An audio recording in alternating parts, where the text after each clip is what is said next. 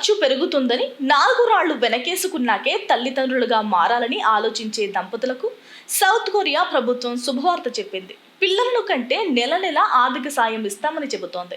వాస్తవానికి ఇప్పటికే ఈ పథకం సౌత్ కొరియాలో అమలవుతోంది. అయితే ఇప్పుడు అందిస్తున్న ప్రోత్సాహక నగదు మొత్తాన్ని భారీగా పెంచాలని అక్కడి ప్రభుత్వం యోచిస్తుందట.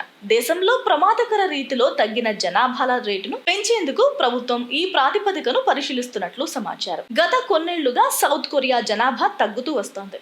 దేశంలో జీవన వ్యయం పెరగడం, జీవన నాణ్యత తగ్గడంతో చాలా మంది దంపతులు పిల్లలను కనేందుకు ఇష్టపడడం లేదు. ఫలితంగా దేశంలో జననాల రేటు పడిపోయింది.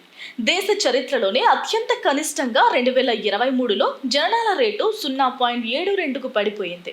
దీంతో ప్రభుత్వం అప్రమత్తమైంది. ఒక్క బిడ్డను కన్న దంపతులకు ఇప్పుడు ఇస్తున్న మొత్తాన్ని 65,000కు పెంచేందుకు ఏర్పాట్లు చేస్తున్నట్లు సౌత్ కొరియా ప్రభుత్వ అధికారులు అంటున్నారు.